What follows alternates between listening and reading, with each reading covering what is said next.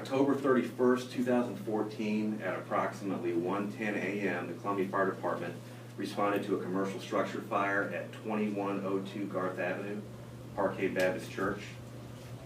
A little over 2 weeks later, on November 16, 2014, at approximately 4:55 a.m., the Columbia Fire Department responded to a commercial structure fire at 1610 North Garth Avenue. That's the Bach Yager Funeral Chapel. There was active fire at both events, and these fires were intentionally set. And the buildings are within 5 blocks of each other. Detective Wilmoth wanted to comment on some other events regarding churches in the community. Yeah, there have also been other suspicious activities during the churches.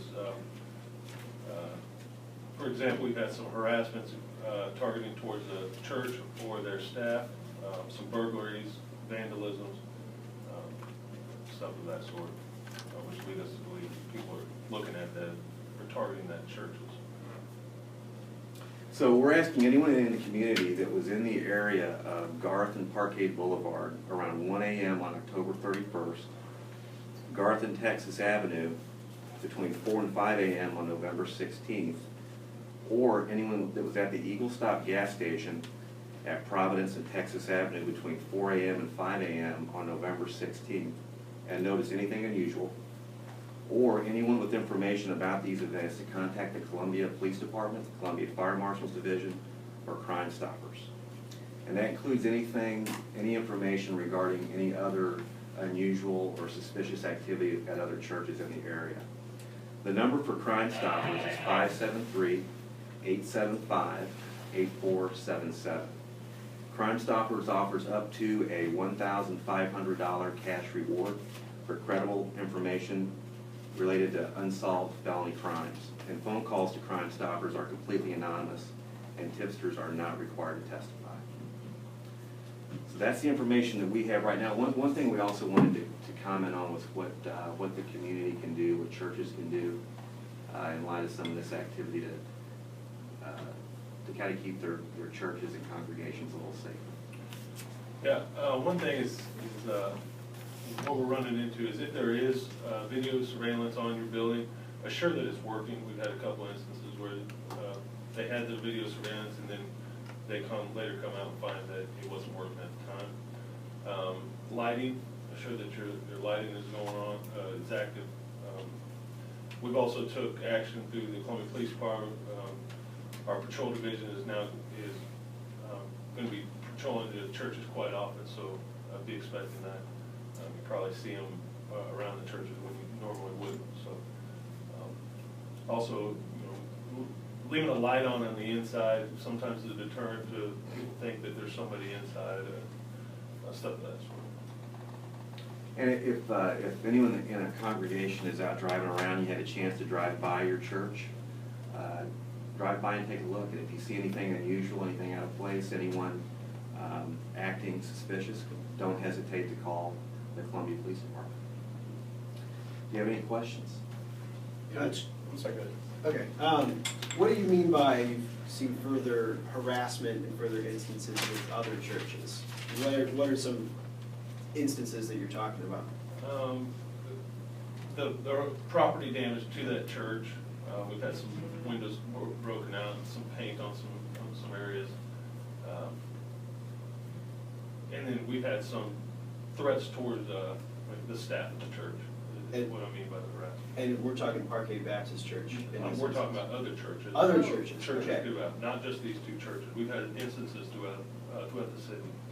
And to clarify, Parkade Baptist Church is, of course, a church. Bach Yager Funeral Chapel is not a church, it's a funeral chapel. Those two addresses had fire events. What Detective Wilmoth is referring to are different addresses, different churches with vandalism and not fire. Correct. Would you count that there was there an attempted break-in at Parkade Baptist Church a couple weeks after the fire? There was a window broken out of the church.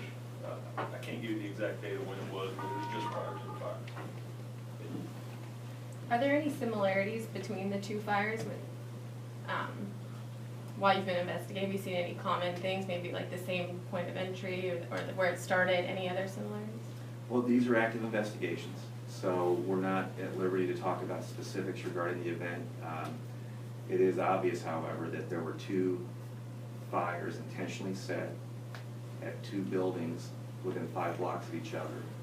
So there is some commonality just in their location, as well as, again, we can't comment on other parts of the investigation, but we're not ruling anything out.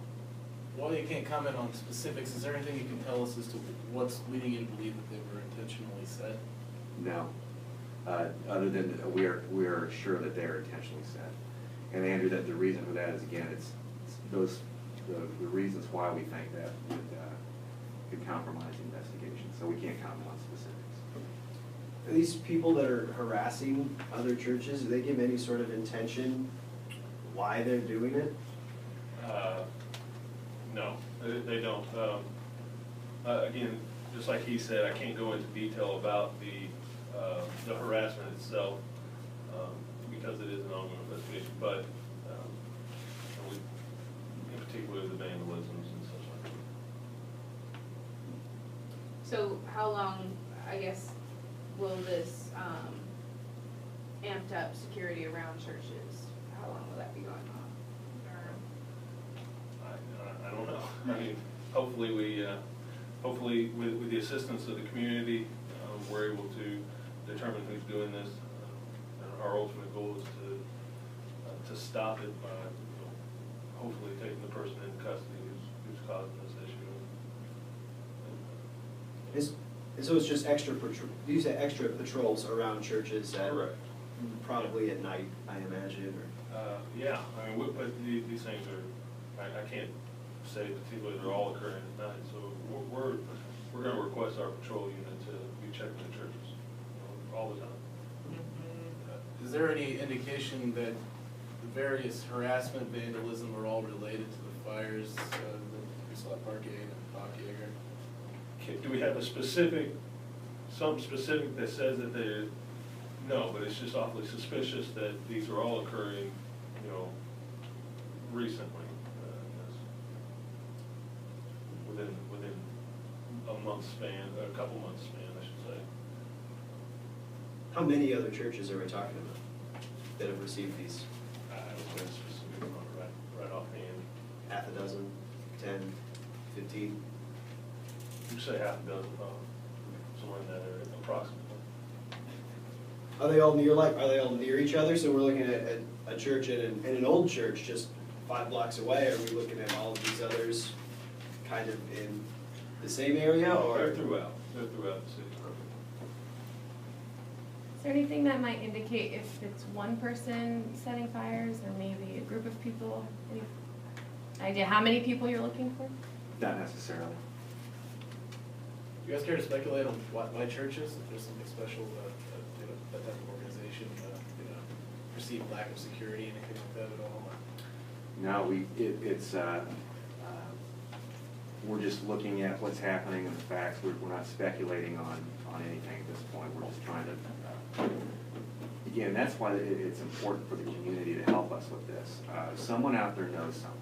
Someone out there is aware of some unusual activity or something that's happened related to these events, and we want them to feel comfortable coming forward anonymously or contacting the police department, the fire marshal's division directly, and helping us with this.